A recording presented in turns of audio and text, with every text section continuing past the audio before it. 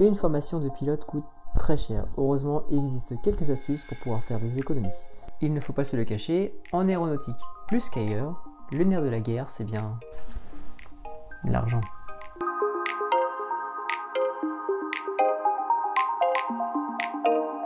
Une formation de pilote, suivant où vous décidez de la faire, ce quel type d'appareil, en intégré, en modulaire, etc., etc., peut vous coûter entre 40 et 150 000 euros environ.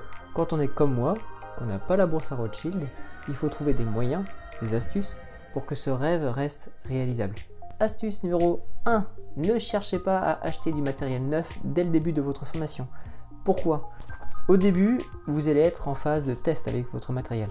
Je vais prendre l'exemple d'une planchette de vol que vous allez acheter neuve, environ 30 euros.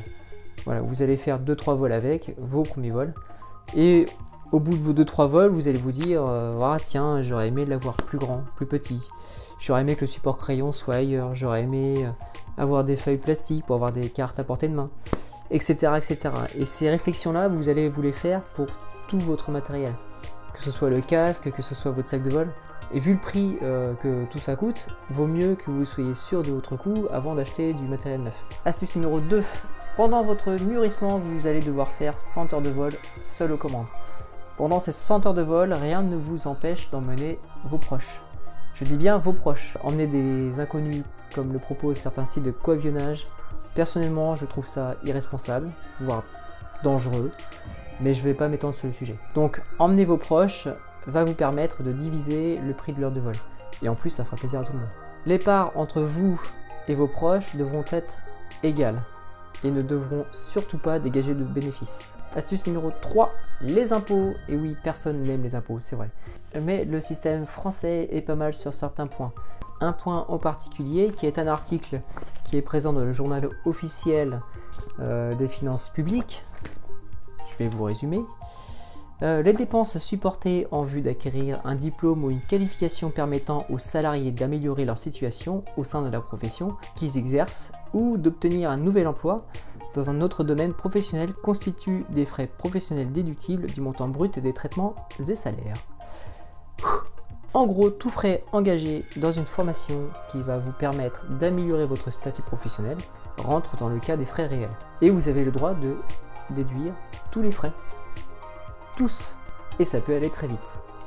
La formation, même le PPL, les visites médicales, les trajets en voiture, en avion, en train, les hôtels, l'alimentation, même le casse-croûte à l'Aéroclub, tous les frais.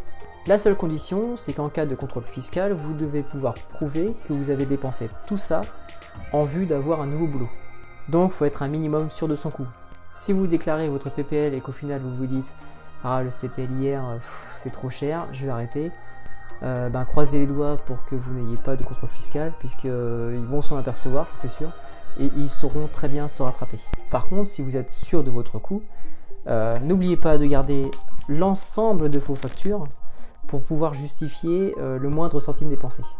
Astuce numéro 4, Pôle emploi. Si vous êtes inscrit en tant que demandeur d'emploi catégorie A, vous pouvez être exonéré des frais d'examen, des taxes d'inscription et des redevances. Par contre, la DGAC va vous demander bien sûr un historique de demandeur d'emploi avec la catégorie pour être sûr que vous ne soyez pas un faux chômeur et que vous vouliez profiter du système. Astuce numéro 5. Choisissez bien l'endroit où vous allez faire votre formation. Et oui, d'un pays à un autre, le tarif peut varier du simple au double. Pareil pour les aéroclubs. Comparez le prix des heures de vol par rapport à la distance que vous allez devoir faire pour rejoindre votre lieu de formation. Tout se calcule. Donc voilà 5 astuces pour faire un peu d'économie. Il existe bien sûr d'autres astuces, mais je ne vais pas les citer puisqu'elles existent déjà dans une autre vidéo.